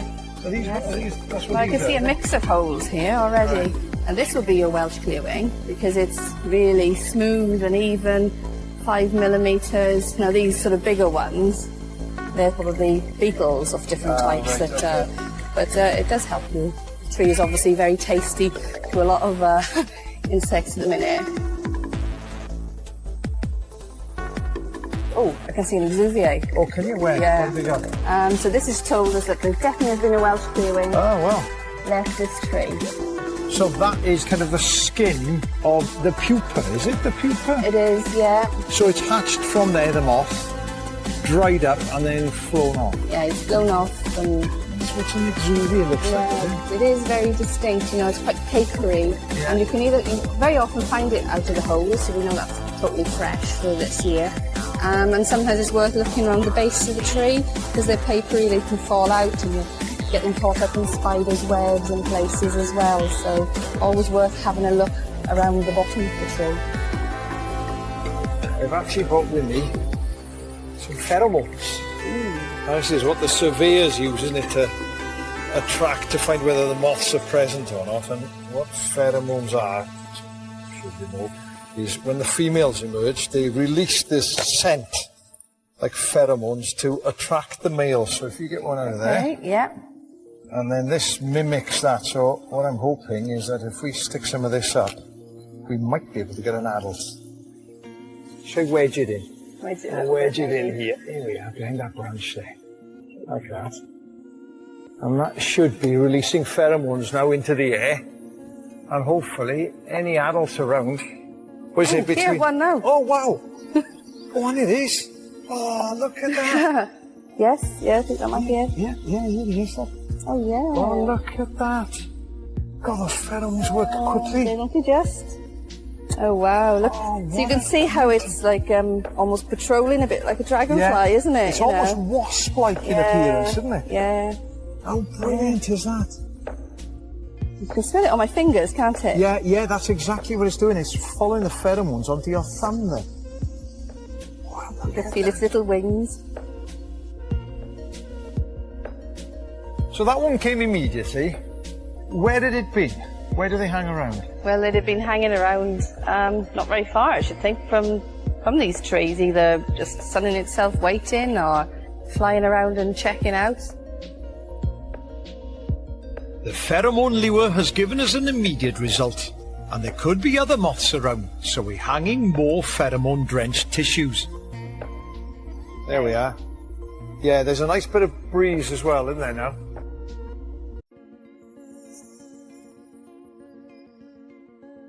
The lure is working. Oh, here they come. Oh, three. There's three. 1, 2. One here is coming around There's the one back. coming around to the. Here we are. Wow. I think that's the first for me ever seen Is it? three together Three like together? that. Yeah, that's Oh, that is pretty nice. special. Well, there you go. It shows that there's a nice, healthy population here.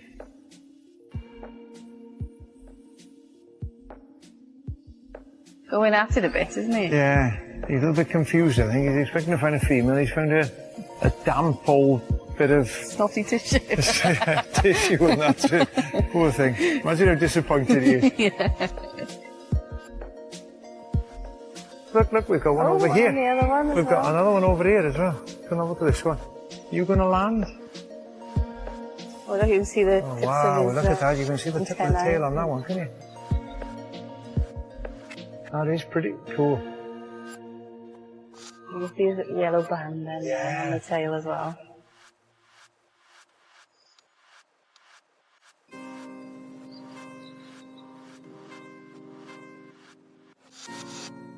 I just can't overemphasize how much of an extraordinary view of a very rare species this is, and one that has such a particular association with Wales. I've only seen one a couple of times in my life, so this is really special. And to get this close, and with so many of them, is absolutely amazing. Look again. I think that's the must-have Oh, look, accessory. he's in my hand. Look at that. Wow. He's in my hand. This is because I've been handling the lure. Look. Wow. Oh, look at him. That is pretty cool. What a beauty. Wow, that is a brilliant ending. That is so fortunate. Look at that. You couldn't have asked. You couldn't ask for better. Look. You can see how beautiful those wings are, aren't they? Fabulous is that. I wasn't expecting that. No. I really wasn't expecting that. That's brilliant. That's fantastic. Been eh? touched by the clear wing there. There we are. Blessed by the clear wing.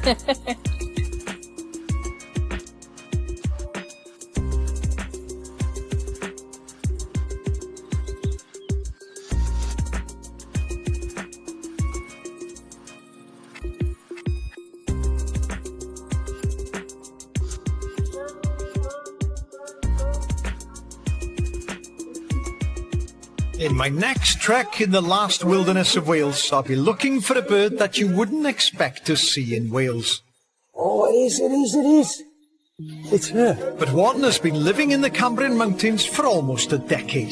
She's huge. It's an extraordinary golden eagle.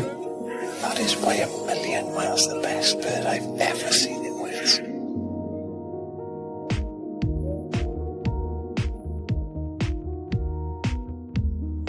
From southwest Wales to the Cairngorms, see Chris and Meg's wild summer road trip streaming now on BBC iPlayer. Here on BBC Two, bringing the walls down, and the result will blow your mind. The new series of Your Home Made Perfect, next.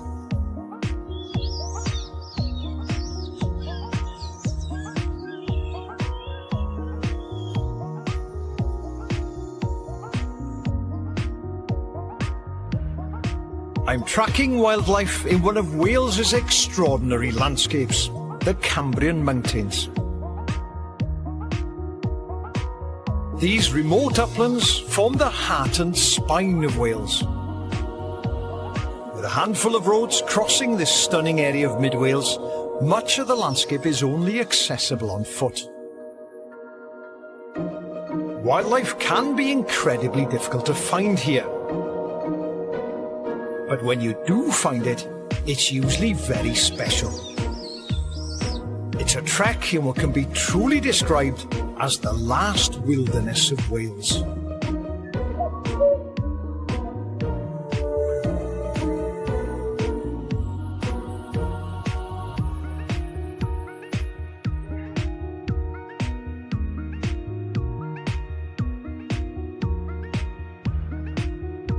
I'm heading to the western edge of the Cambrian Mountains to look for a bird you wouldn't expect to see in Wales. It's a golden eagle. Golden eagles became extinct in Wales over 400 years ago. For around 7 years, an escaped golden eagle has been living wild in the Cambrians. I start my search on the hills above the ruins of Strata, Florida, the medieval Cistercian abbey.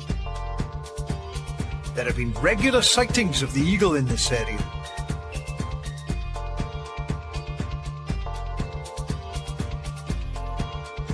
When you're looking for eagles, well, the best thing really is to sit down somewhere for a while and just scan the horizon. I'm seeing a lot of red kites, a lot of buzzards, but no eagle at the moment.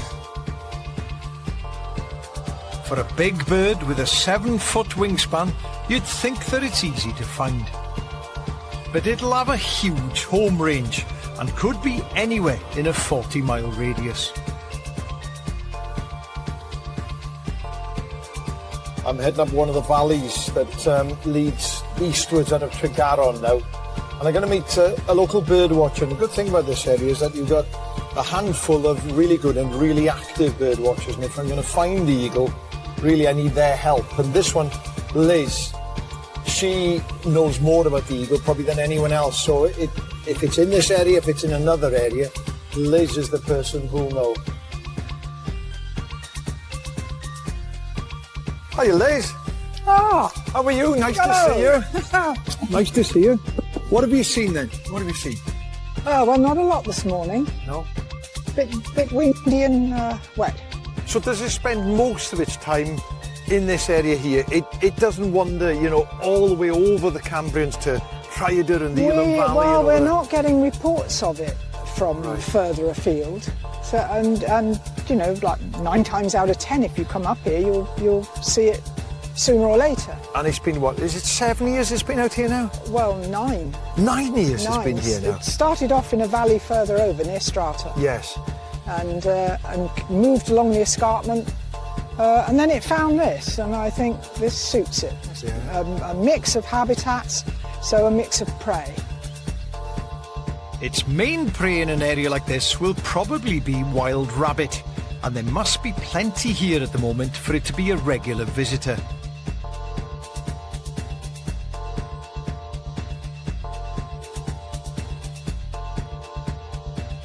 Having spoken to Liz, this is the most likely area to see the eagle, really.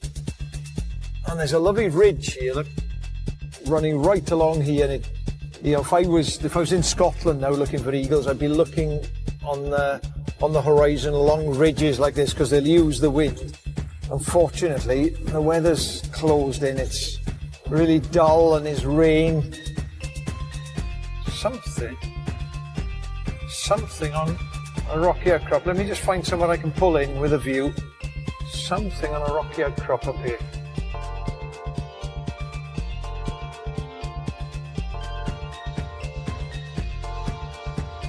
Oh, it is. It's her. It is the eagle. She's sitting, or she's tucked in amongst some rocks just on the horizon. The fence line comes along, stops, and then there's a rocky outcrop, and she's tucked in just on the rocky outcrop there. Oh, wow. And even at this distance, she's a big lump. Good girl. How cool is that? I'm not the only one to spot her. Some crows have come to mob. I need to quickly find a better place to view before the crows chase her from the area.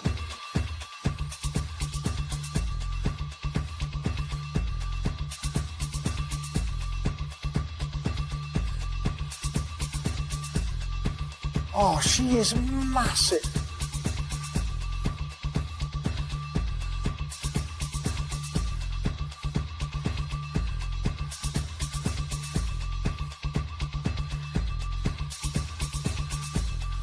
Buzzard, kite and crows are now mobbing her, and she dwarfs the other birds.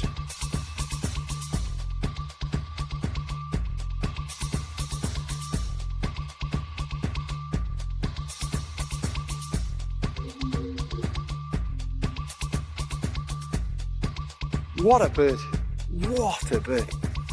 Absolute stunner.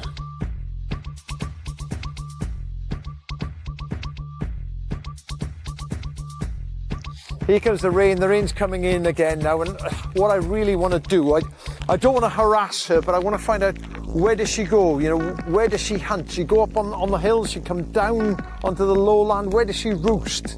It'd be lovely to find some pellets and look at what she's eating, but more than anything else, it'd be great to be able to get just that little bit nearer, just have her to come overhead. But for that, I'm going to need better weather, because this it's just kind of closing in again now.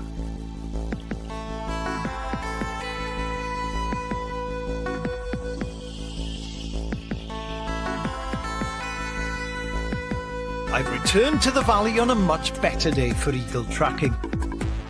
I last saw her heading for a wood on private farmland, and it'd be good to see if she's left any pellets or feathers in there. But first, I need permission to have a look. Hello? Oh, hello. Sorry to disturb you. That's right. Nice dogs. I'm Iolo. How are you? Hello. Nice to see you. And you. Nice to see you. I tell you why I'm here. I was over the other side of the hill there, and watching the eagle, the golden eagle. Oh yeah, the eagle. Yes, she's been about for a while. Oh, is she? Yeah. You see her regular, do you? Not all the time. She's about beginning of February till about beginning of May. Then she goes away and comes back now and again when she feels like it. Well, she has been hanging about, I think, in the woods up on the top, and that's your land up there, is it? Yeah, going all the way up the hill? Because what I'd like to do, if it's all right with you, is have a walk up and see if I can find, any signs, any feathers or any pellets or anything in that wood. Yeah, fine, no problem. Because I think, nice to see you've got Welsh sheepdogs as well. Yeah, we're best of friends. Always fighting by the looks of things. Oh, playing. Going back to the eagle now, you never have any hassle with it, do you? Just flying around? No, I see her or he and she flies about. I can't see she had any problems to me that I know of. Oh, well, that's good news, because I think what she does, as far as people know, is she feeds on the hill a lot, and she feeds on rabbits. Yeah. And obviously quite a few dead sheep up on the top on the there, tops, up on the open hill, and I think she comes down lambing time and probably feeds on afterbirth. But that's one of the reasons I want to go up, is have a look at the pellets, this stuff that they bring up, probably bits of fur and wool and everything else. Just have a try and find out what she's eating as well. Yeah.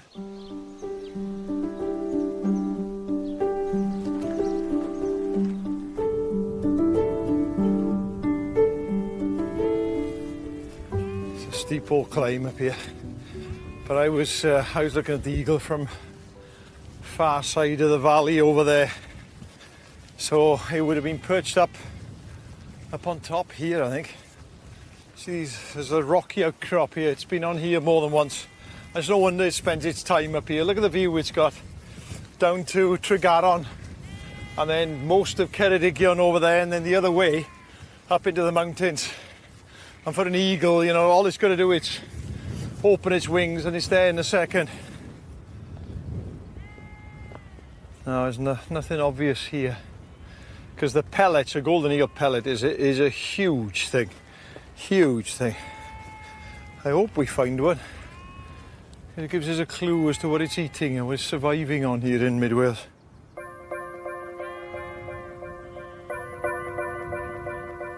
Maybe I'll have better luck in the woods. If it's roosting there overnight, then there's a good chance that it'll preen while resting and discard some feathers.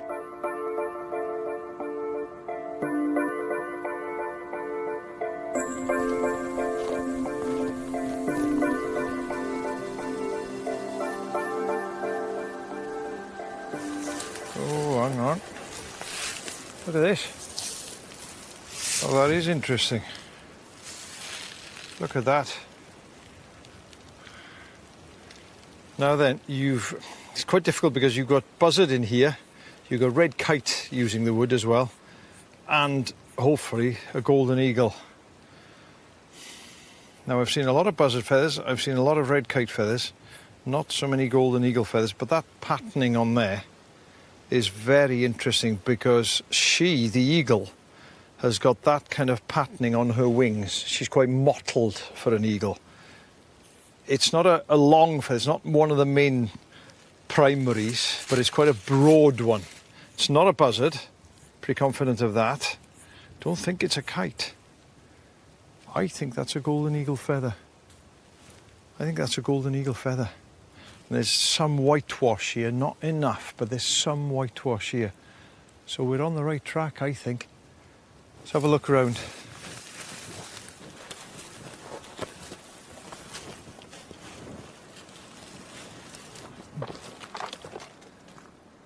Here's something else, look, it's down feather. See, it's stuck on here, caught on here. Oh, that's a big bit of down as well. Look at that. The down feathers are a layer, the really warm feathers, underneath the feathers we see. It's the ones that keep the birds really, really warm. And on something like a buzzard or even a tawny owl, you know, down feathers are maybe that big if you're lucky. This one is that big. What's that, 7 centimetres? That's going to be off an eagle. That's definitely going to be off an eagle.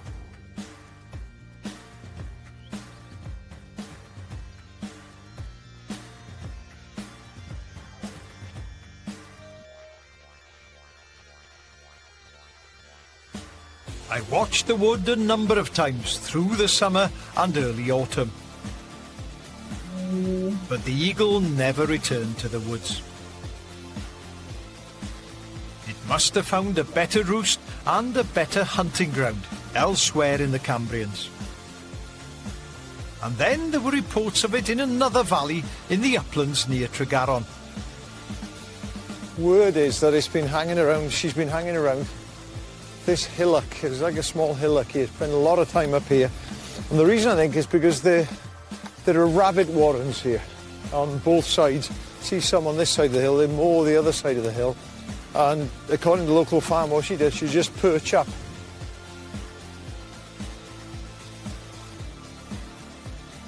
See one of the warrens behind me here. Cut up the field here. And a rabbit run ahead and go down one of the holes to no one of the eagles here.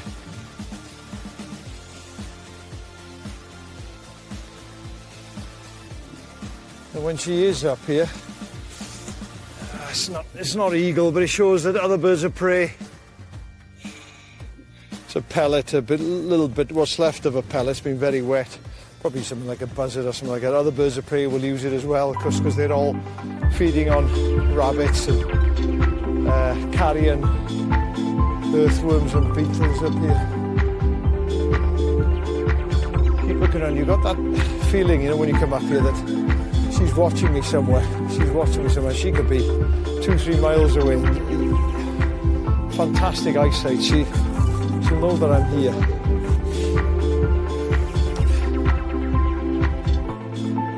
Even if she does return, she almost certainly won't hang around if she sees me here. To get close enough for a great view, I'll need patience and a good plan. Come down just below the hill now where the eagle usually perches up on the fence line there. The sun has just come over the horizon. It's a beautiful morning, it really is. And what I've done is I've put the hide up. I don't really like using hides. I didn't want to be honest with you, but I suspect it's the only way to get close to her. She has been living in the wild now for, must be around 10 years, whatever it is, and she'll have built up a really good mental map of this whole area. She'll know every nook and cranny, and she's got fantastic eyesight. So anything new, so if I was to hide in the woods, she's going to know that I'm here. So I think the only way I'm going to get close to her is by putting up a hide. I've also picked up a couple of dead rabbits from the road on the way down, roadkill, and I put those out on the field. Hopefully that'll, what it probably will do is it'll attract in kites, maybe a few buzzards, and once she sees that they're down here feeding, the hope is that she'll then come down and feed herself.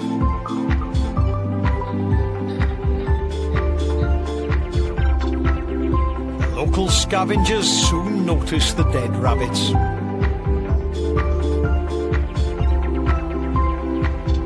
And fight over the ready-to-eat food.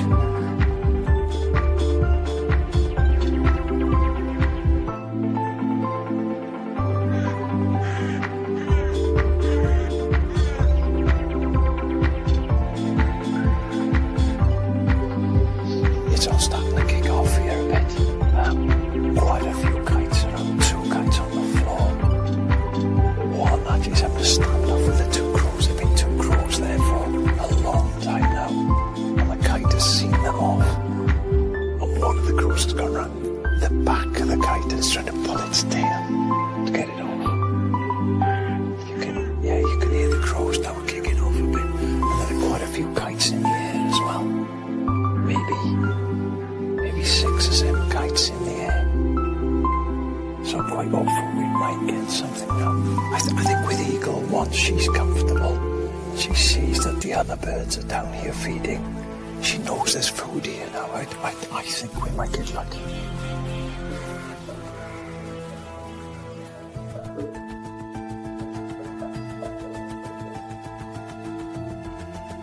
It's not only the crows and kites that are having a standoff. Sheep and a buzzard are at it too.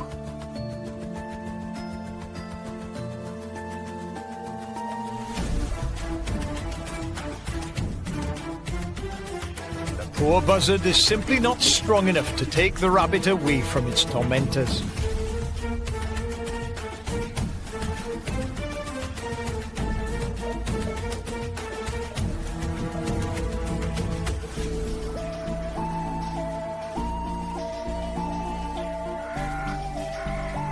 As I expected, all this activity is attracting every scavenger in the area. That's quite nice. We've got a raven, well, we've got a buzzard tucking in, a magpie and a raven. And it's a good sign really that we've got a raven because they're very intelligent birds. And if they had any inkling that I'm in here, they wouldn't be there at all. So that's a good sign.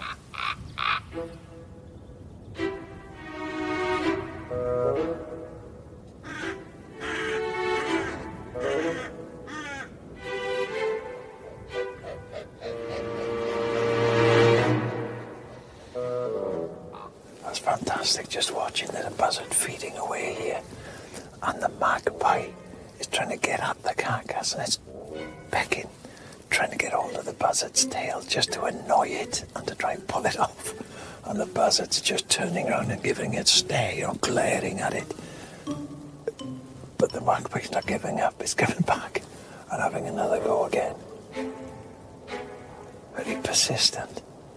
You'd think the buzzard would just think, right, enough's enough, and just go We'll get hold of it, but it hasn't.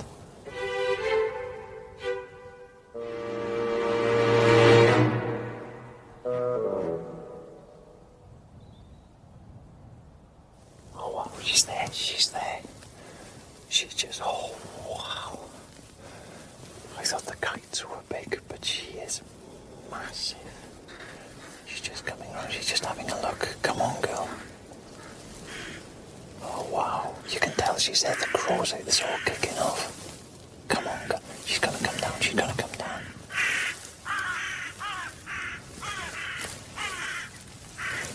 She comes. Oh, she's just landed. She's landed. Oh, wow. Oh. The word that comes to mind is majestic. And she's huge, you know, she's same height as the sheep, for crying out loud, that's how big she is. Oh, she's a stunner. And when she lands, just everything else just takes off. Oh, she's tearing into the rabbit now. You know what's interesting is that I watched the other birds feed on the rabbit. I watched the crows, the kites, and the buzzard feed, and they were tearing in, but not properly. You know, they couldn't get at it. She is just ripping this thing apart. Oh, she's an absolute beauty. She really is. Oh. Amazing looking bird.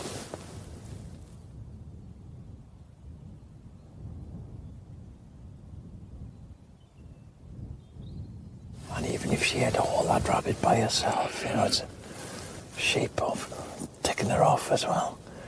Even if she had hauled that rabbit by herself, it would feed her, what, for a day? Maybe a day and a half. You know, she'd be looking for food again soon after that. She's a big bird, big, heavy bird.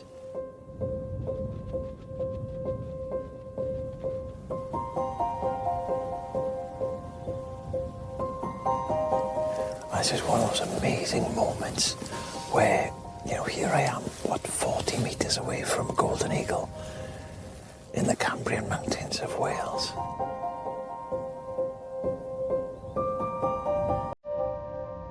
Although she's almost certainly an escaped golden eagle, it's still a privileged view of an extraordinary wild species living free in a special landscape. She's a lonely bird, with no other golden eagle as a potential partner for hundreds of miles, far away in Scotland. When she dies, she'll be the last golden eagle to fly in the last wilderness of Wales. And in my view, that's a real shame. She's shown that a top predator can survive in this remote part of Wales. Eagles and many other once common species that we've lost could also thrive in the vast space of the Cambrian Mountains.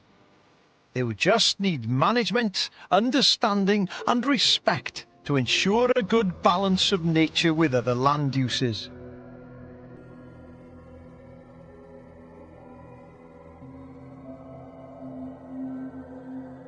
In common with most places in the rest of the world, much of the wildlife in the Cambrian Mountains is in serious decline.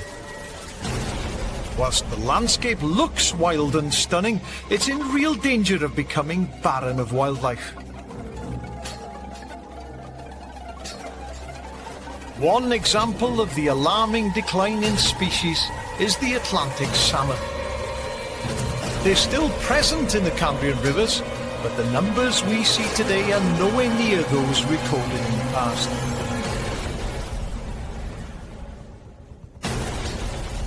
Just watching a couple of salmon making their way up the waterfall here. Amazing fish when you think about it. You know, they've just spent a couple of years in the North Atlantic fattening up. Then they make their journey back, and somewhere along that journey they smell the unique combination of chemicals given off by the Marteg River, and they follow that trail all the way up the Wye, branch off to the Marteg, and then they come across, well, what looks to me like insurmountable objects, but they will make their way past this further upstream to spawn. Just incredible, incredible fish. And I've only seen 2 salmon in the last half hour or so. Just imagine standing here 150, 200 years ago, even 50 years ago. It would have been probably alive with salmon working their way up.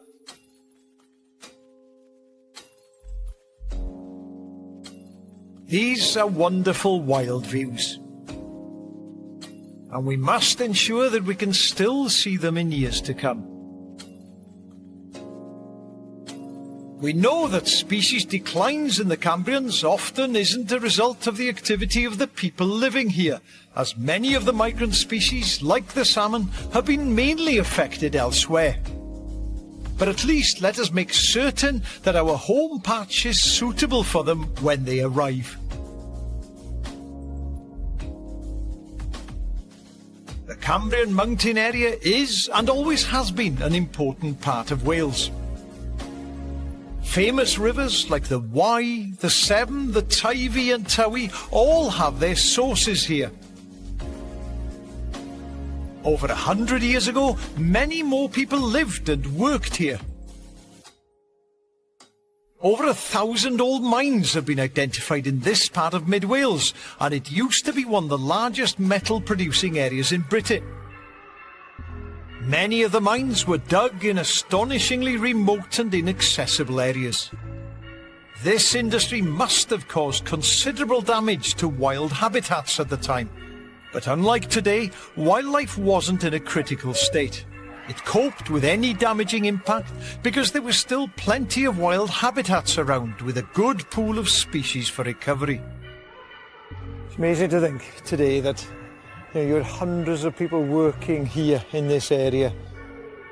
If you think about it, 150, 200 years ago, there were more people living and working in the Cambrian Mountains than there are today. And not just the mines here, but also the farmsteads you see, empty farmhouses scattered all across the landscape. You know, we think of it as Wales' empty quarter, don't we? But it used to be a busy place for people as well as for wildlife.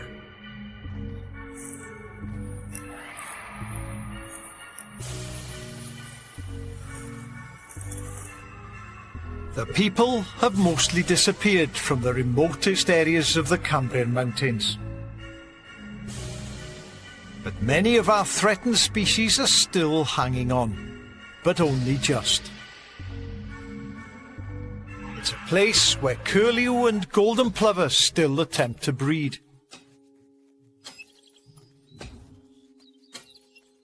Our smallest falcon, the merlin, still hunts on the high tops. It's a place where recently returned osprey and pine marten have done exceptionally well.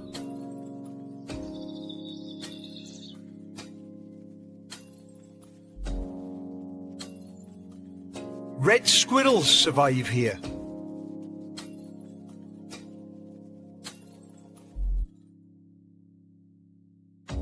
And you can still hear cuckoos calling during spring. We mustn't lose this. Many of the raw elements are still intact to help restore thriving wild habitats. I think there's an opportunity in the Cambrian Mountains to make this last wilderness of Wales a more permanent one. A place where, in years to come, you'll still be able to trek and find some fantastic wildlife.